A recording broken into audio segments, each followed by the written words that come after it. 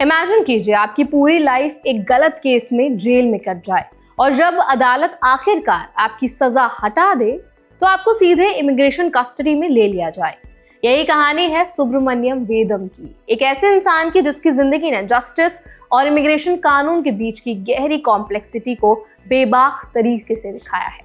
तो आज इस वीडियो में हम जानेंगे कि कैसे एक इंडियन ओरिजिन व्यक्ति को 43 इयर्स तक जेल में रहने के बाद भी बेल नहीं मिली, क्यों उसे डिपोर्टेशन के खिलाफ फाइट जारी रखनी पड़ी और इस एक्सपीरियंस से इंडियन एप्लीकेंट्स को क्या सीख मिलती है।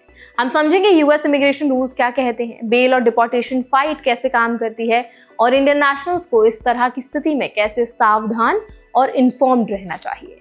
तो चलिए फिर जल्दी से वीडियो को स्टार्ट करते हैं। हाय, मेरा नाम है वर्षा दुबे, आप मुझे देख रहे हैं एनबीटी टेक एड। सुब्रमण्यम वेदम वो व्यक्ति हैं जिनके मर्डर कन्विक्शन को झूठा माना गया और उसे 43 इयर्स जेल में काटना पड़ा। उनकी मर्डर केस 1980 में शुरू हुई थी और 1983 में पहली बार उन्हें दोषी ठहराया गया। एविडेंस की कमी, सप्रेस्ड प्रूफ्स और कंसील्ड बैलिस्टिक डेटा के बावजूद कन्विक्शन हो गया था। इस सजा के दौरान उन्होंने डिग्रीज हासिल की और फेलो इनमेट्स को पढ़ाया लिखाया, लेकिन कानून के चक्र से बाहर आना आसान नहीं था। 2025 में अगस्त में एक पेंसिल्वेनिया जज ने पाया कि प्रोसिक्यूटर्स ने क्रूशियल बैलिस्टिक्स एविडेंस को पहले ट्रायल्स के दौरान छुपाया था। इसी वजह से उनके कन्विक्शन को ओवरटर्न कर दिया गया और अदालत ने कहा कि अगर वो एविडेंस पहले ट्रायल में होता तो ज्यूरी का जजमेंट बदल सकता था। इसी रूलिंग के बाद सुबू को अक्टूबर 3, 2025 को जेल से बाहर आने का मौका मिला, लेकिन जैसे ही सुबू ने जेल से बाहर कदम रखा, उन्हें US immigration and customs enforcement यानी कि आईस के ऑफिसर्स ने इमिग्रेशन कस्टडी में ले लिया। वो अभी भी डिटेन्ड स्टेटस में है क्योंकि उन पर 1999 का डिपोर्टेशन ऑर्डर लागू है। ये डिपोर्टेशन ऑर्डर उनके पुराने ड्रग कन्विक्शन, एक एलएसडी डिस्ट्रीब्यूशन चार्ज से जुड़ा है, जिससे उस समय दर्ज किया गया था जब वो टीनेजर थे। अभी तक उनकी बेल एप्लीकेशन भी डिनाई कर दी गई है। इसका मतलब यह है कि उन्हें आज भी कस्टडी में ही रहना पड़ेगा जब तक उनका डिपोर्टेशन केस आगे नहीं चलता। बोर्ड ऑफ इमिग्रेशन अपील्स ने एक्सेप्शनल सर्कमस्टांसेस की वजह से उनके अपील को सुनने के लिए अग्री किया है, लेकिन अभी तक फाइनल हियरिंग शेड्यूल नहीं हुई है।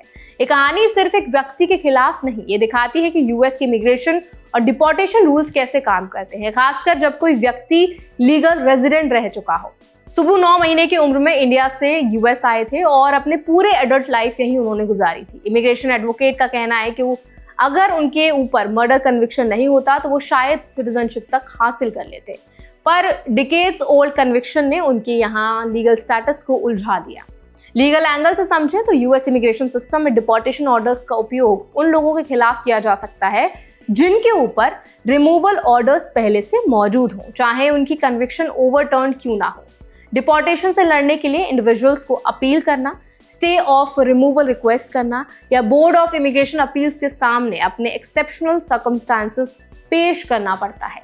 ये प्रोसेस लंबी और लीगली कॉम्प्लेक्स होती है। जाकर क्या होता है, इसका प्रैक्टिकल इम्पैक्ट ये है कि कन्विक्ट से क्लियर्ड होना ऑटोमेटिक रूप से हमेशा डिपोर्टेशन से छुटकारा नहीं दिलाता। अगर आपके ऊपर पहले से कोई पेंडिंग रिमूवल ऑर्डर है तो वो अब भी लागू रह सकता है। ये वो गहरी इमिग्रेशन रियलिटी है जिसे बहुत कम लोग समझते हैं। लीगल एक्सपर्ट्स बताते हैं कि अगर वेदम मर्डर कन्विक्शन ना होता तो वो अमेरिका में नेशनलाइजेशन यानी सिटीजनशिप हासिल कर सकते थे, क्योंकि इमिग्रेशन लॉज दैट एग्जिस्टेड तब अलाउ करते थे कि ऐसे लोग एलिजिबल बने। पर डिकेड्स ओल्ड मर्डर कन्विक्शन ने उनके केस को कॉम्प्लेक्स बना दिया और अब उन्हें ड्रग कन्विक्शन पर डिपोर्टेशन ऑर्डर से लड़ना पड़ रहा है। इंडियन एप्लीकेंट्स के लिए इससे बड़ी जो सीख वो है कि इमिग्रेशन केसेस केवल एक सिंगल कन्विक्शन पर डिपेंडेंट नहीं होते। अगर कोई कन्विक्शन किसी तरह ओल्ड ऑर्डर के साथ डायरेक्टली लिंक्ड हो तो ये डिकेड्स बाद भी इमिग्रेशन स्टेटस को अफेक्ट कर सकता है। यही वजह है कि लीगल कंप्लायंस, टाइमली डॉक्यूमेंटेशन और केस रिव्यू इतनी अहम होती है। अब इस पूरे केस पर आपका क्या ओपिनियन, आप क्या राय रखते हैं, हमें कमेंट्स में जरूर बताएं। ऐसे और भी वीडियोस के लिए, अपडेट्स के लिए, इन्फॉर्मेशन के लिए हमारे चैनल एनबीटी टेक एड को भी जरूर सब्सक्राइब करें।